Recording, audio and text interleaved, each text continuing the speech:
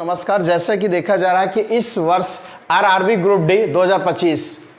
की वैकेंसी आई हुई, जो कि टोटल वैकेंसी आपको देखा जा रहा है 32,438 टोटल क्या है पद है। अब देखा जाए इनका जो एग्जाम का पैटर्न होगा वो सीबीटी का सेंस होता है कंप्यूटर बेस्ड टेस्ट होगा, जिनका एग्जाम पैटर्न अगर देखा जाए अब की बात सब्जेक्ट वाइज देखा जा रहा है कि अगर इन सब्जेक्टों पर हम कमांड कर लेते हैं तो हम आपको टोटल 100 नंबर क्या हो जाएगा गेन कर सकते हैं। अब इसमें देखा जाता है जनरल साइंस मतलब सामान्य विज्ञान के, जो कि बहुत ही महत्वपूर्ण रूप से देखा जा रहा है 25 नंबर, जो कि बहुत ही महत्वपूर्ण भूमिका निभाएगा 25 नंबर हम आपकी मेरिट को बनाने के लिए, क्योंकि देखा जा रहा है मैथमेटिक्स मतलब गणित का भी क्या है 25 अंक का है, और जनरल इंटेलिजेंस एंड रीजनिंग मतलब देखा जाता है तार्किक सामान्य तार्किक और बुद्धि परीक्षण वाला जो देखा जाता है जिसे हम रीजनिंग कहते हैं वो भी क्या माना जा रहा है 30 नंबर का। हाँ, और उसके बाद देखा जाएगा जनरल अवेयरनेस मतलब जो कि सामान्य अध्ययन होता है कि सामान्य ज्ञान और करंट अफेयर के भी क्या रहेंगे 20 महत्वपूर्ण प्रश्न रहेंगे। अगर इन तीनों को इन चारों सब्जेक्टों को काउंट किया जाता है तो हम आपका टोटल नंबर क्या होगा 100 नंबर होता है। अब 100 नंबर में देखा जा रहा है कि अगर हम आप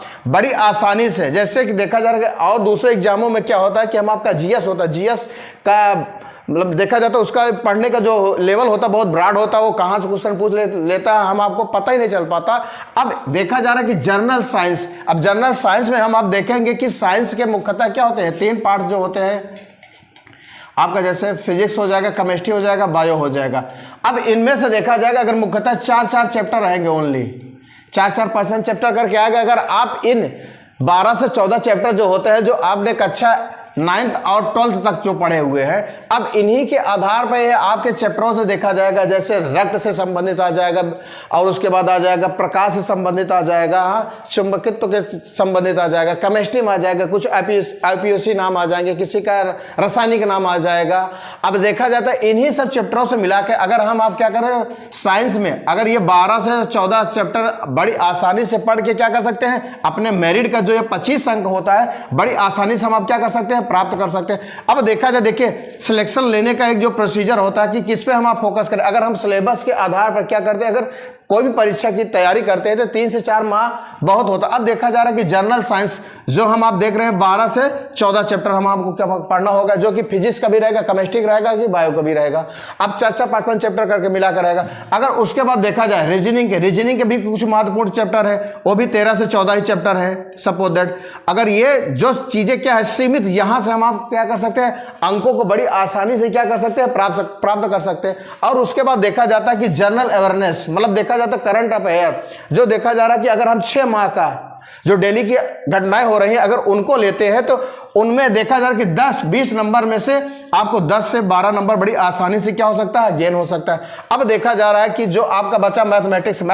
में अगर थोड़ा सा भी अगर प्रेशर देकर पढ़ते हैं तो देखा जाता है कि आपका 25 में से कम अगर 15 नंबर आपका आ जाता है तो देखा जाता है एक सिलेक्शन लेने का जो एक मेरिट निर्धारित होती है, देखा जा रहा है कि वो कहीं ना कहीं हम आप बड़ी आसानी से क्या कर सकते हैं गेन कर सकते हैं। अब जैसे इमेजिन करिए कि अगर हम आप किन में ज्यादा फोकस करें कि हमारा नंबर सही हो सके। अब जैसे देखा जाए जनरल साइंस का जो पार्ट्स होता है 25 नंबर का है, अगर 25 नंबर हम थोड़ा सा भी अगर मन लगा के अगर मेहनत करेंगे तो 20 से 22 नंबर बड़ी आसानी से क्या कर सकते हैं प्राप्त कर सकते हैं। ये हो गया। अब मैथमेटिक्स में अगर जैसे 25 में अगर जैसे समानता देखा जाता है सभी स्टूडेंटों का मैथ ज्यादा अच्छा नहीं होता तो इसमें नॉर्मल ही मैथ पूछा जाता है। अगर आप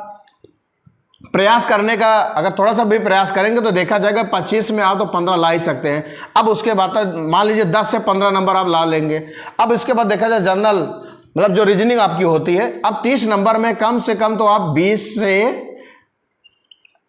25 नंबर ला ही सकते हैं। और जो ये है मतलब करंट अफेयर होता है, अब इसमें आप 10 से 12 नंबर बड़ी आसानी से क्या कर सकते हैं प्राप्त कर सकते हैं। अगर इन टोटल नंबरों को जोड़ा जाए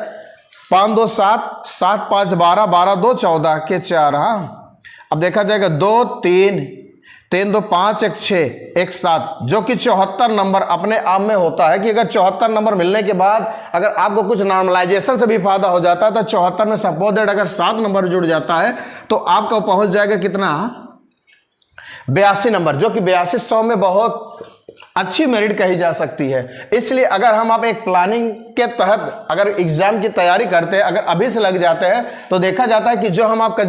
जिस पे हम आप बड़ी आसानी से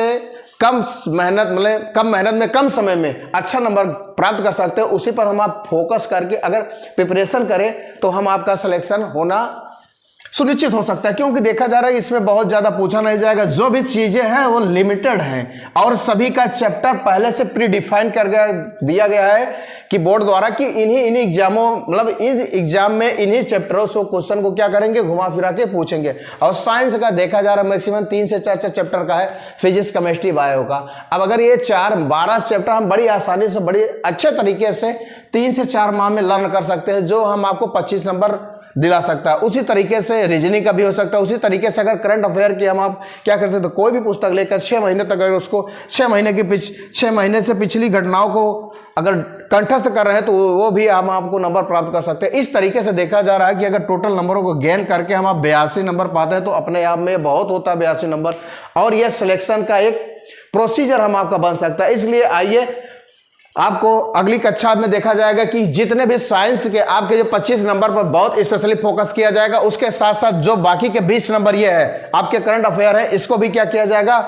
पढ़ाया जाएगा। अब इसके साथ देखा जाएगा 20 और 25 45 नंबर तो आपको श्योरिटी के साथ अगर आप लगन से मेहनत से पढ़ेंगे तो कहीं 45 में आपका 40 नहीं जाइएगा। आइए अब नेक्स्ट वीडियो में आपको जनरल साइंस के साथ नए चैप्टरों के साथ शुरुआत किया जाएगा।